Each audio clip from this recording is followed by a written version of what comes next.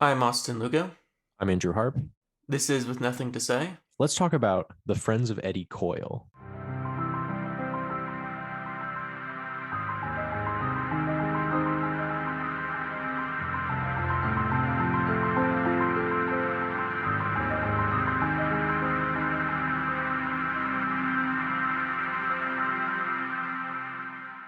So this week we picked a movie that neither of us had seen. We were kind of scrolling through a lot of different films. We talked about doing a theme this month, but since we've been doing themes for every month since October, we thought we'd take just a bit of a break. So you sort of suggested this film. Was there any specific reason why you picked The Friends of Eddie Coyle? It's just been on my radar recently and I kind of wanted to watch it. So I figured, suggest it for the podcast, as an excuse to watch the movie. Um, I believe the thing that made me interested in it is that I heard it has a reputation for being an incredibly ugly movie. Not because of how it looks, because it looks fine, like it's a good looking movie. But everyone in it is really ugly.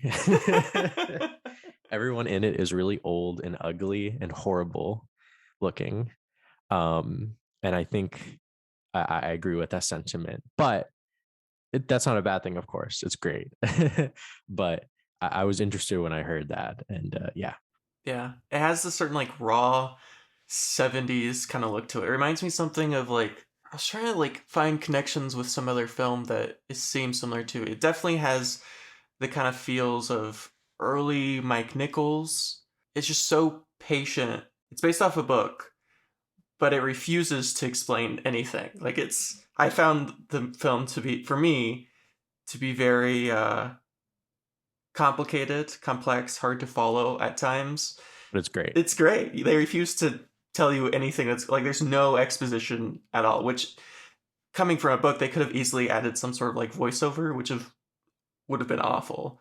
But I'm glad they didn't do that. And there's just a lot of silent moments, a lot of just like people walking around. And to be honest, it was hard for me to figure out who was who, other than Eddie Coyle. I don't know any of the other names. I only know Eddie Coyle.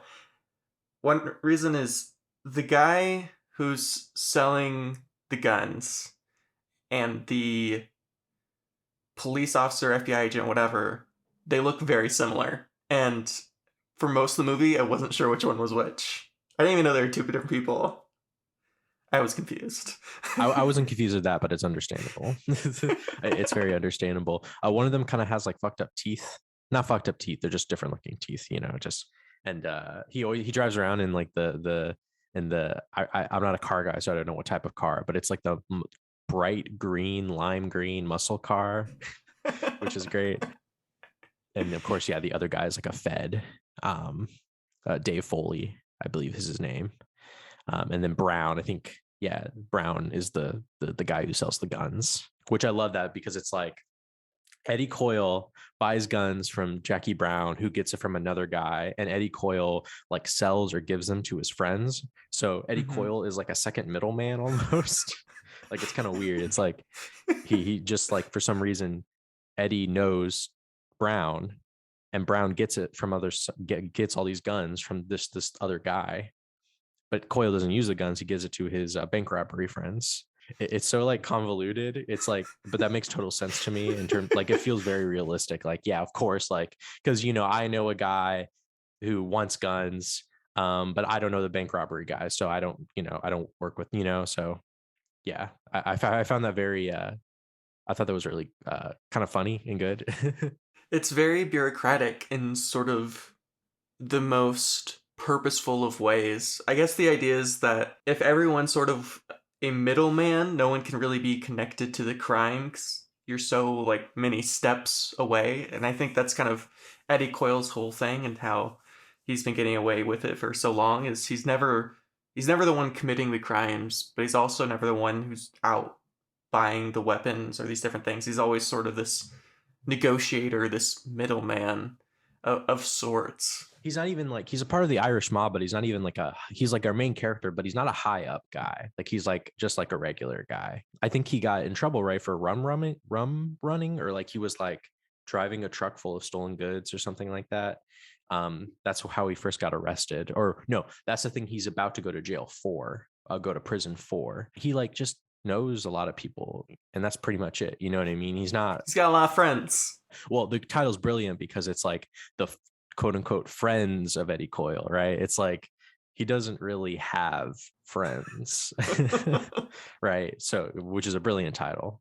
Sure is. So the movie starts out with a bank heist. Not even a bank heist, just a man like following the comings and goings of a bank. And they don't, again, it's a completely silent first scene. There's no dialogue here. It's just a man driving around with a notepad, taking notes, watching things come and go. And you pretty quickly get the sense that probably a bank robbery going on. Like he's tracking when they take the money in, they do this, they do that. And it goes on for quite a while. Very detailed, very calm. A lot of long lenses, a lot of zooms, a lot of just kind of sitting around waiting. Incredible sound design. Like every single thing just has this little tiny sound. Yeah, it's a good sounding movie. And you're kind of getting your grips of what's going on. And that's kind of how the film opens. Obviously you get some more scenes in between, but you do see them rob the bank that they've been kind of staking out, which is like one of the greatest like bank robbery sequences I've ever seen, like in any movie. Like I can't really think of another one that's any better. It's incredible. It's perfect. Like I just love when the bank manager like goes downstairs to see his family, and then it cuts to a guy, the first bank robbery, and then it cuts again to the whole room, and then you see that like the bank robbers are like hiding kind of behind the walls in the corners of where they're eating breakfast. That's so good. And the masks that they wear are also like really great and really scary. Terrifying masks. It's not glamorous, it's edited and shot very quietly and still, and the whole bank robbery scene, yeah, is just like really just chill. Like they drive there. I love the shot of like all three of them in the car watching the bank manager walk to the bank. And it's like the shot of them like all looking in the same direction with their mask on is that's like a really good shot. But it's only for a split second. Like it's not like a flashy movie or anything like that. It's so meticulous in its detail. And I think one of the reasons the bank robbery works so well is every single detail is just so well thought out. It feels real. It feels like bank robbers who have been doing this their entire lives. It doesn't feel flashy in the way it looks or in the way they act. It's not sort of like The Dark Knight or It kind of also reminds me of Dog Day Afternoon a little bit, but Dog Day Afternoon is like the opposite. Dog Day Afternoon feels like what would happen if a guy who had no idea how to rob a bank tried to rob a bank. The bank robbery scene, especially at the beginning, is like people who have robbed banks like tons of times and know exactly what to do. Both sides are incredible. It's sort of similar to The Old Man and the Gun, the David Lowery film, which of course has the great Robert Redford in it. The whole plot of that movie is it's a man who's been robbing banks for like 60 years. And it's quiet. And of course, David Lowery is very quiet and meticulous. And it has that sort of setup to it. Although, of course, David Lowery is much more visually. He's flashy. He's a flashy guy. I haven't seen The Old Man and the Gun, but I'm sure like, I've seen A Ghost Story, and I mean, like, they're indie, art house movies that are like super flashy and subjective, and Yeah, this is much more patient and calm. A lot of the time it feels like you're kind of there with them, like someone's just there holding a camera. It never feels like, they're doing any kind of like special editing or camera movements. Like everything feels as if you're in the room with them, which I think creates this extra sense of tension because you feel like you're there in that room and you're watching it go down. And that whole bank robbery scene where there's the guy at the phone booth and they're all just sitting there and they look at him and time just seems to stop. Like that whole scene takes fucking forever. It's like a 20-minute scene of just him walking to the bank, and they do everything like no music, just the sounds of footsteps, people breathing, room tone, and he walks into the bank, explains the situation. I think all the extras that they got do a fantastic job because they're like afraid, but it's not like screaming or yelling. There's like this conflict between all of them. It's great. I love that little moment too, where like the vault opens at a certain time, and he's like, okay, the vault opens at that time, and they're all just like, all right, we're gonna wait here until it opens, and he's like getting impatient, and the guy who's holding the gun is getting impatient. Great moment. Yeah, I can't say more great things about it. It's just like it's very scary and quiet. Yeah, and they get away with it. Like they get the money and they're able to get away with that. Of course I like the ending too, where they kick him out and they're like, okay, like walk in a straight line and count to 100, and it's just like they're at like the water. I like that moment. I like that moment too. That's an interesting moment. It's pretty intense. I didn't know I didn't know if they were gonna shoot him or No one gets killed in this moment, in this bank robbery in yeah. particular. It definitely feels like at least Eddie Coyle's motto, the bank robber's motto, is their job is to steal money, and that's it. It's not to hurt anybody. It's not to kill anybody.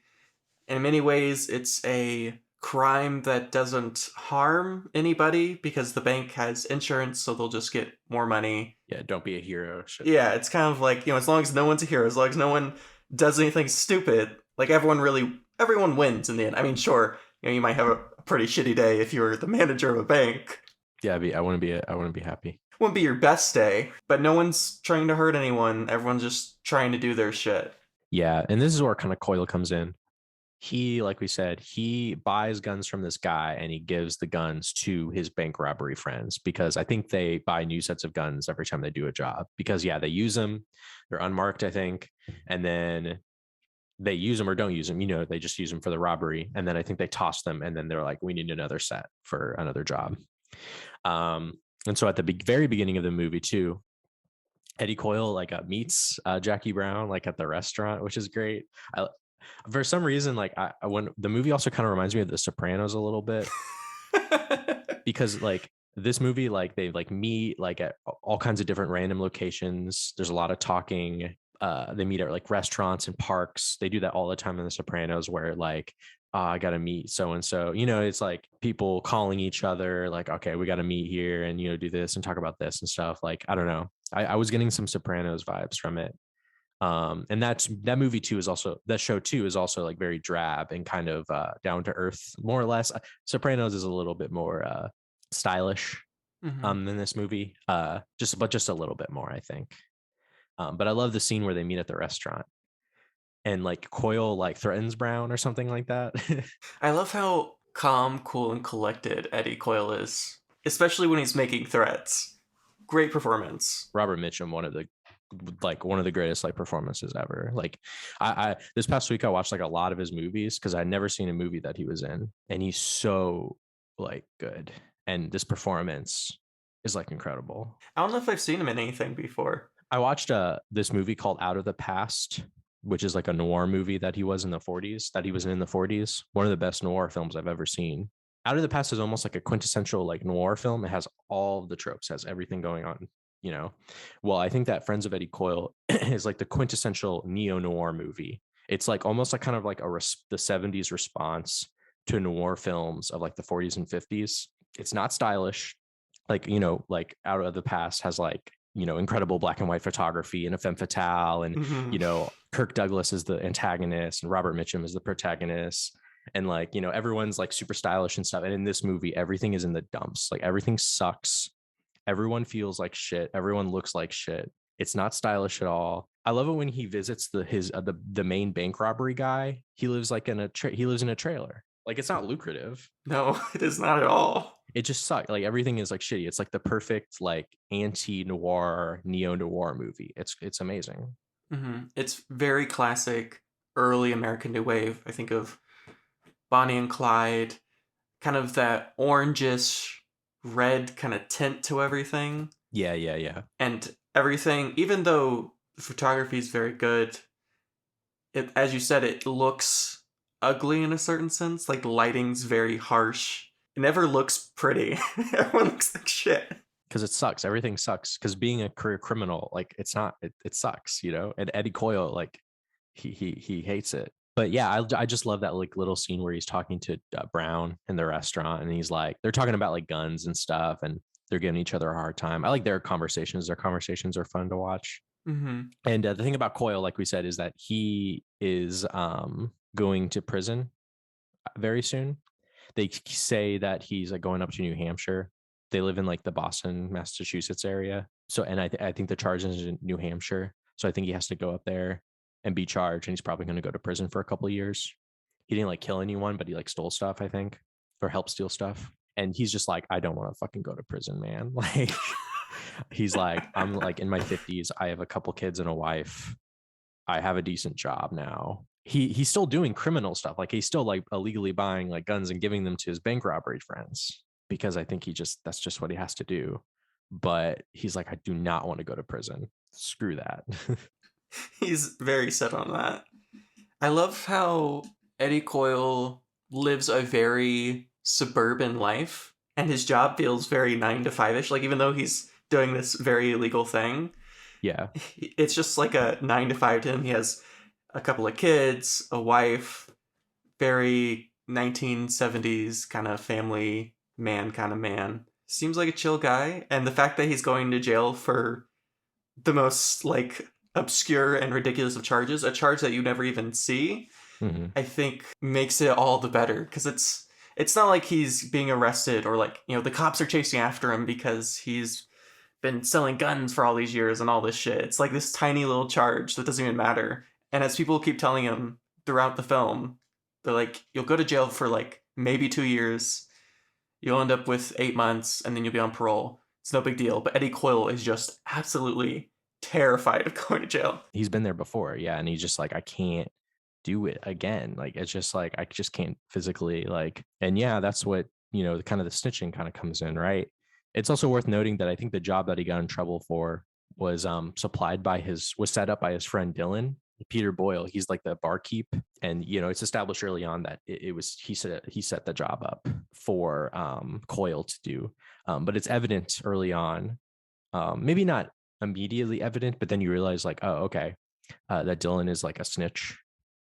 He's like a career snitch. You know what I mean? Like you see him meet with the Dave Foley, who's like an FD, basically the Fed of the movie. Which that guy's played by Richard Jordan, right? He's really good. I like him a lot. Yeah, like so, like Dylan, like the whole movie is just like a Fed, and most likely he probably gave up Coyle, right? Like he probably set up the job, and he probably was the one who snitched on him. I think he's my favorite character because he's just someone who's just playing all sides. He's doing the illegal shit, he's snitching, and he doesn't give a shit about anyone. He's just doing whatever he can for his to get his dough. But at the same time, he's also terrified of getting shot down, which makes sense because he's been snitching regularly for what seems to be a long time. Like, this seems like a regular thing, because I guess it also seems like the bar he hangs out at tends to gather people of nefarious backgrounds. So he's kind of working both angles on that. Yeah, a very interesting character, kind of a scumbaggy character. Yeah, it's an interesting dynamic. I guess I'm not sure how I guess he just is familiar with Foley. He meets with Foley. Coyle does. And he's like, look, I don't want to fucking go to prison. He gives a great speech, I think, with Foley, where he's like, I do not want to go to prison. It's a great dialogue. And I think he says, I know somebody who like sells machine guns to people. Would that be of all of interest to you? And he's like, yeah, sure. Maybe we can do something about your sentencing if you tell us about this machine gun business. And then after that, you get kind of like this long set of sequences. I love it because it's like it goes on for a while, where Brown is solicited for machine guns. He meets with Coyle, who says, you have to get me guns like by tomorrow, which that's a great conversation that they have. And then Brown gets the machine guns in like the middle of the woods. Like you have all three of those scenes in a row or back to back. So it's like kind of like a weird journey you see Brown do throughout. It's like just like his day. You know what I mean? Like he meets these people who say they want machine guns, and then like he talks to Coyle, and then he gets the machine guns. And all three of those scenes are like really, really good in their own ways. Yeah, a lot of ways this film almost feels like a short series of short films, or if this was like a short television series, just because each part kind of, it feels like its own thing. I mean, there's so many characters in this, and they all feel so well developed, and this feels like a very real world. and you kind of get your moment with each of them, right? You kind of get your moment with the bank robbers, you get your moment with Eddie Coyle, you get your moment with Jackie Brown as he's buying the machine guns, and the part where he goes to the woods to buy those machine guns, probably my favorite scene in the movie, because he's driving around with this guy, and you don't know who this, because again, there's just so many characters in this film. So like always, there's this character that you've never met before, It's another criminal, another career criminal guy. just another criminal, and he's driving around with them, and they go off the beaten path, and he's like, oh, you gotta drive up into the woods, and Jackie Brown's like, Just there's no way I'm gonna walk into the woods with two people with machine guns and all this money, like, not gonna happen. So the guy's like, okay. He's like, I'm not stupid. Like he says like some funny line about being stupid or something like that. Like I forget what he says, but it was like just like a really funny line about like, yeah, I'm not stupid or something like that. Or yeah, that scene is so tense. Like you feel like it's gonna end horribly, but it doesn't. It just ends. It just ends. Like he's able to do what he needs to do. Yeah, I think that's what's great about so much of the film is it's entirely unpredictable, and you have no idea what's going to happen at any moment. At any moment, it seems very clear that any of these characters could die. Any of these characters kill any of the characters. Like, all these characters feel as if they could be sacrificed at any moment, and the film just wouldn't give a shit. Like, there never feels like a character that, oh, he has to live to the end. He has to live to this point. He has to live to that. Like, it's just all. And I think that's part of the reason why the film is so tense, is you have no idea who's going to live, who's going to die. And that scene where they walk into the woods, You're like, it's gonna end horribly. right? You're like, machine guns are going to start firing, people are going to shoot back and forth. It's going to be this whole thing. And what's incredible about it is that at the end of the day, nothing really happens. Like, no one takes a single shot. It's just people, handguns over, he hands over the money, and he just leaves. And that's it. And that's one of the things that's so incredible about the whole film is, from a broad view, almost nothing happens in this film. Like, most of this film is just people standing or sitting and talking. Like, that's 90% of the film. And yet, it is so incredibly tense. It's just kind of like the dilemma with criminals, right? It's like if you're a criminal and you work with other criminals, you're not going to trust them, right? Like, why would you trust them? You know, they're criminals. You're a criminal too, but you know, they're also, it's like that's kind of the dilemma of this kind of stuff. In that, like, and yeah, this is just like a movie too, where it's just like these like are career criminals who have been doing it for a long time, except for maybe like Jackie Brown, who seems relatively young, but everybody else feels like really old and they feel like really done with everything. Like they just their patience has like worn thin.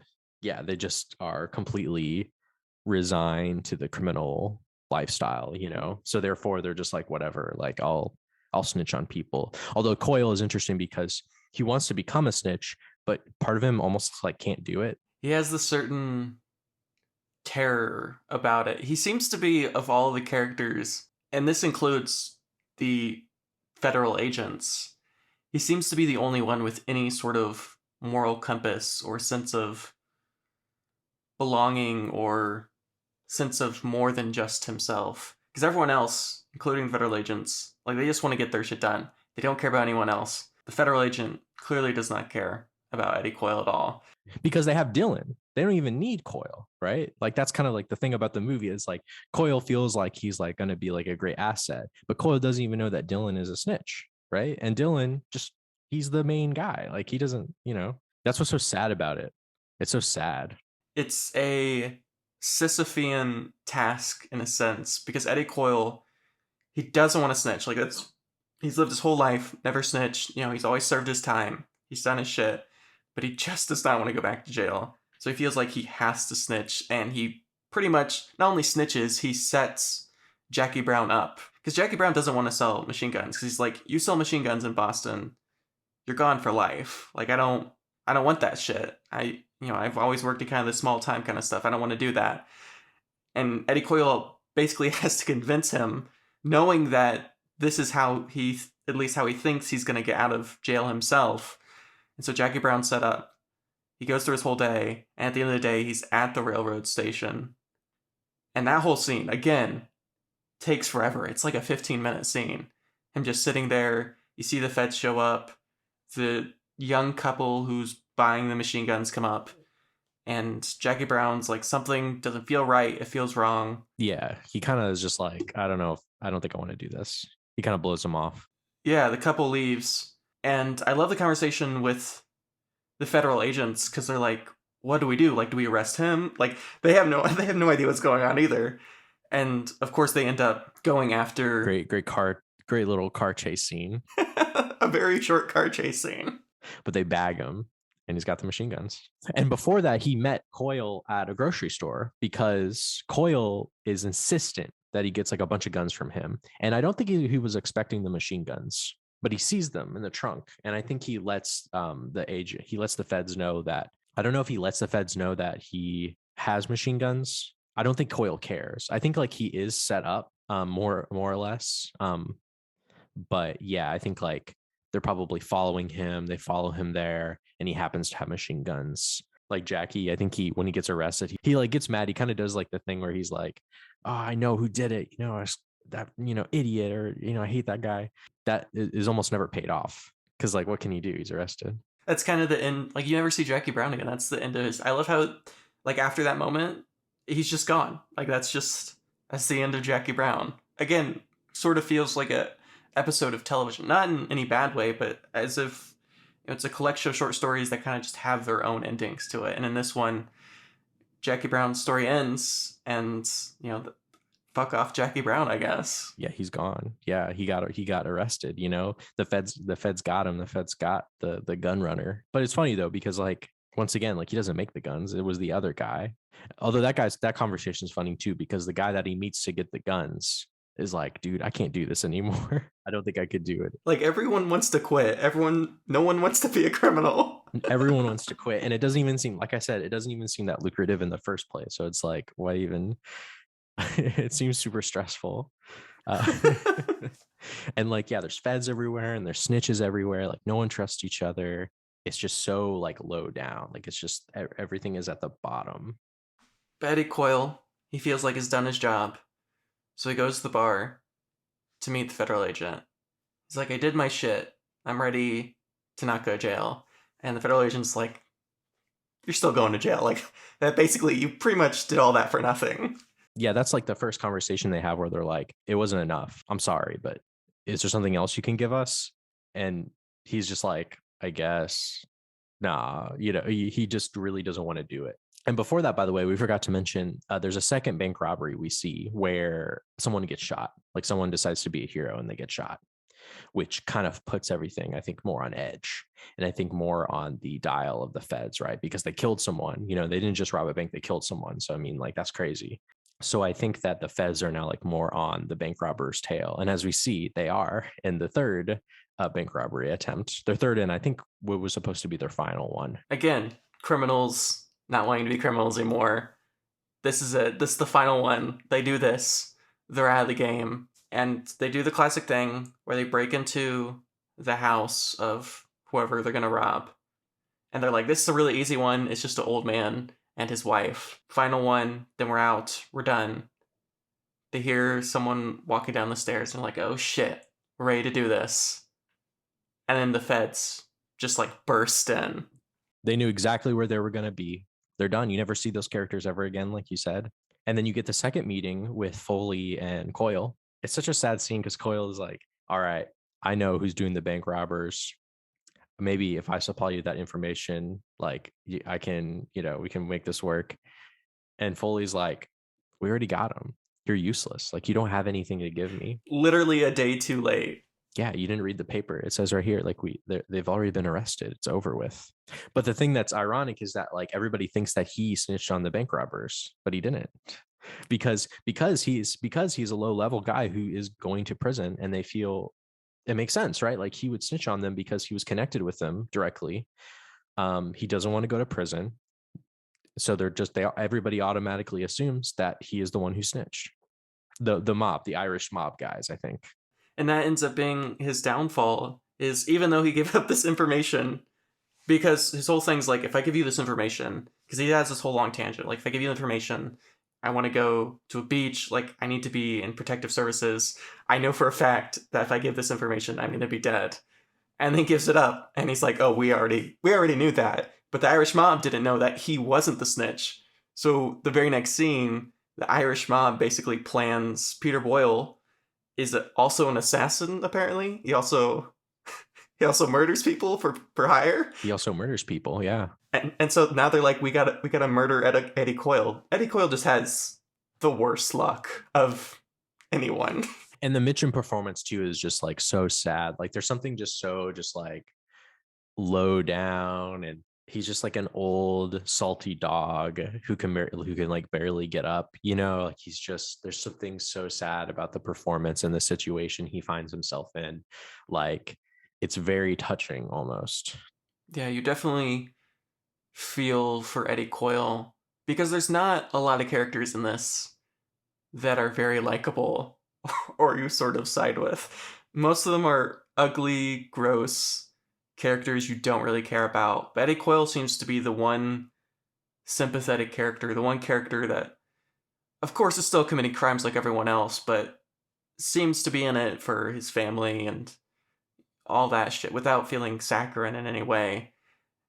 And he probably gets the worst hand of anybody, like of anybody in the movie. Yeah, the whole ending sequence is like, yeah, very upsetting, to say the least. Eddie Coyle, he's feeling like shit. He goes to the bar. He's starting to drink. Dylan's there, and he gets a call, and they're like, You want to do it? "You want to do it? You want to do the thing?" I love how Dylan has a very specific like system for assassinating people, and he can't like again such a well-established world, and he knows like certain things have to happen for it to take place. So there's a whole argument before that where when they first ask him to kill Eddie Coyle, he's like, whoa, whoa, whoa, whoa.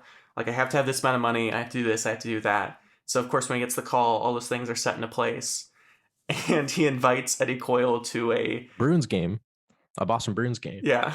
I think Bruins. Yeah, right. Yeah, Boston Bruins. He's basically just like, he's kind of like buttering him up, right? Like he wants him to get like nice and relaxed and kind of have a good time, you know, with his friend Dylan or whatever. They're just kind of like, you know, kind of getting him relaxed, kind of getting him feel good.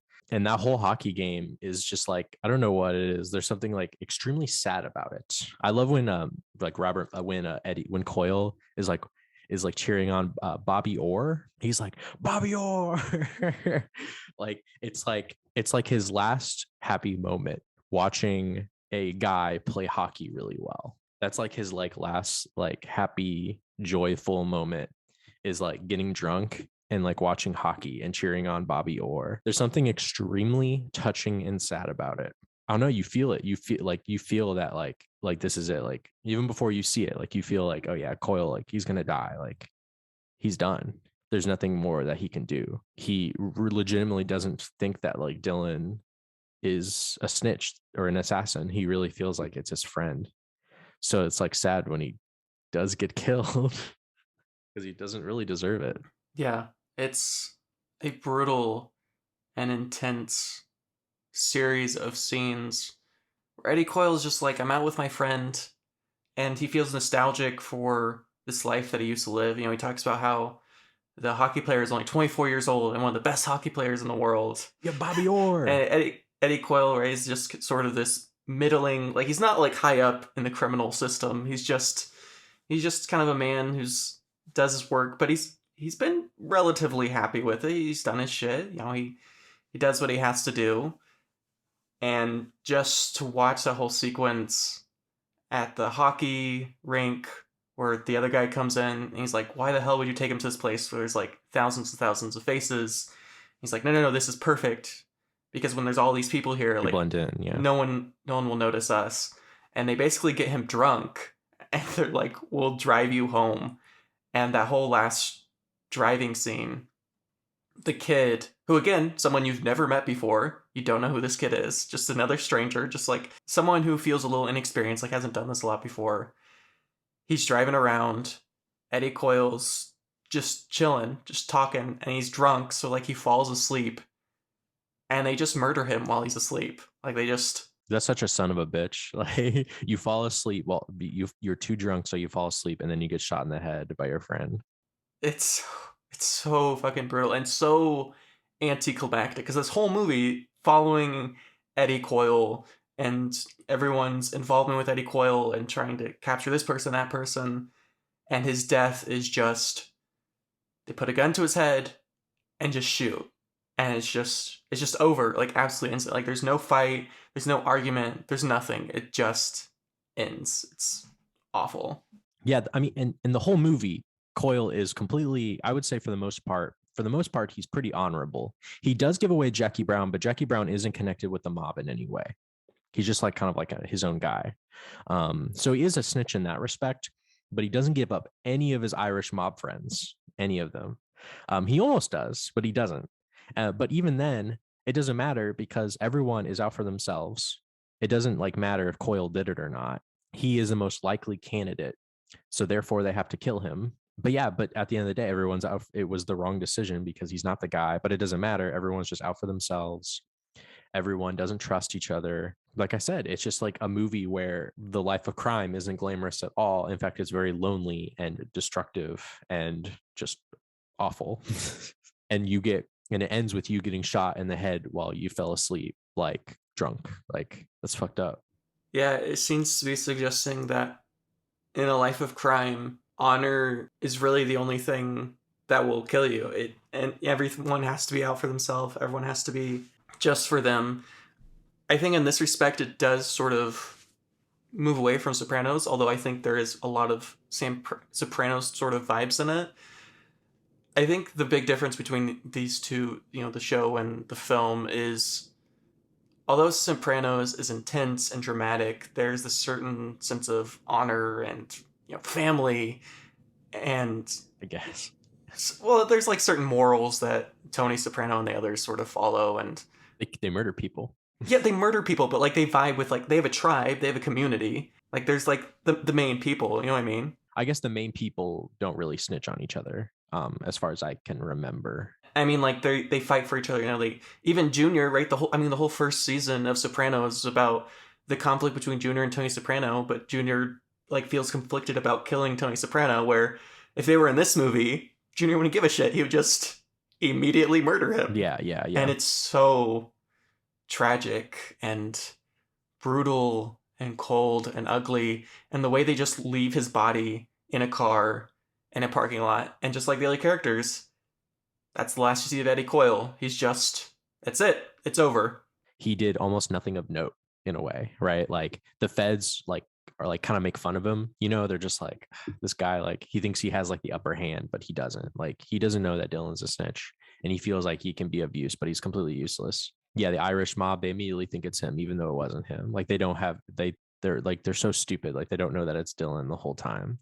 Dylan, he's totally has the upper hand and he just is willing to kill Coyle. He doesn't care, it's just so down low. And the movie ends, of course, with, the Fed and Dylan, and they're talking to each other and they kind of just have this little conversation where they're just kind of like, we're friends, like, like, and I think the Fed says to him, don't worry about Coyle. I think he knows that he killed him or something, right? Or like Seems very like he's aware. maybe he doesn't know the specifics, but maybe he knows that like something happened and he's just kind of like, as long as you're my friend, we're good. Yeah, you're protected. Because I think Dylan, if he doesn't kill Coyle, then he might be a suspect when it comes to the Irish mob. You know what I mean? So he has to kill him, right? In order to protect himself. I mean, at the end of the day, like you could see Dylan getting killed, At the end of the day, like the Fed Yeah. and Dylan, they're friends and they kind of like walk in separate directions. If Dylan becomes no longer becomes an asset to the FBI, he won't be protected anymore. And eventually someone's going to find out anyway, you know? So all of this shit is just like, it's useless. It's pointless. And the feds, like the people that they bag, it's like a couple crummy bank robbers and a guy who sells like guns. It's like, I don't know. It's so depressing. Mm-hmm. It feels very middling in the sense that we're not watching the heads of the FBI, right? It's not like the director of the FBI is there. We're not seeing the heads of the Irish mob, who, even the Irish mob, you never really see the workings of them. It's just kind of these individual people who refer to the Irish mob. It's a lot of people just on their own in the middle, and at the end of the day, like, it doesn't matter. Like, they're all just gonna die. And it's sad and depressing and kind of a miserable ending. And you watch the FBI agent and Dylan walk away, and it's just kind of this sense of like, what the fuck was the point of any of this?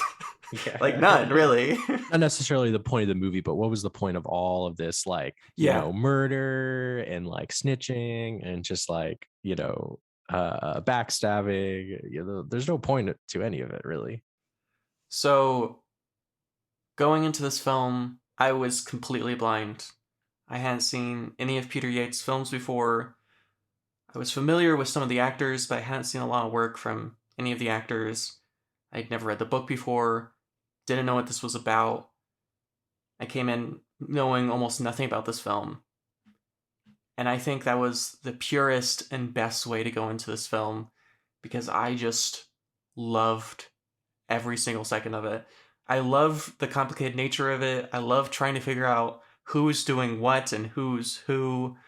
The twists and turns that feel big in the moment, but kind of looking back are small and middling, and everything seems so well planned from the very beginning. There seems signs of what's going to happen from the moment the film starts to the moment the film ends. There's kind of this Chinatown-esque thing where there's all these little clues that come along the way. I think it definitely deserves another watch just because there's so much that happens, and I was pretty confused through most of it. It looks ugly, but in a really beautiful way. It's so slow, it's so patient. The editing is just on point every single time. Writing's great. Writing, some of the best writing in any film, I think. Performances are just above and beyond. So I'm going to give this film, at the very least, a solid 9 out of 10. I reciprocate the feelings. I love like a good like 70s like crime movie. Love those kinds of movies. Love 70s movies in general. Yeah, and this is like to me like the ultimate neo-noir movie. It completely like kind of subverts crime noir movies into like this disgusting like slush pile where everyone is old and ugly and angry, and they are all out for each other, and like we talked about, honor isn't even like a factor. It's barely a factor anymore. And yeah, like you said, great cast. Robert Mitchum, he kind of carries the movie. He's very good and he's very sad, but all the insular characters are very good as well. Great bank robbery scene, like I mentioned, maybe the greatest. It's just a good, solid, incredible, functional movie that's sad, and it just kind of shows you like how criminal life, at least maybe at this time, I don't know, it's like almost like a death sentence, whether it's the feds or whether it's the people that the other criminals that so yeah, it's just so effective. And yeah, I gotta give it also a 9 out of 10.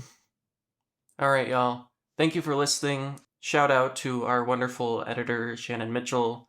She does great work every single week. I forgot to shout her out last week. Luckily, due to her incredible editing skills, sounds like I shouted her out last week.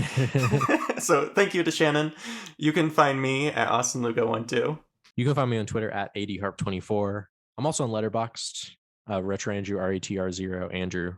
I will write a review on there occasionally. And you can find our podcast wherever you hear podcasts. You also find us on YouTube, TikTok, and Instagram at With Nothing to Say Podcasts. And you can find everything we do here at Life Through Fiction at patreon.com/lifethroughfiction and lifethroughfiction.com. And thank you all for listening. Thank you so much.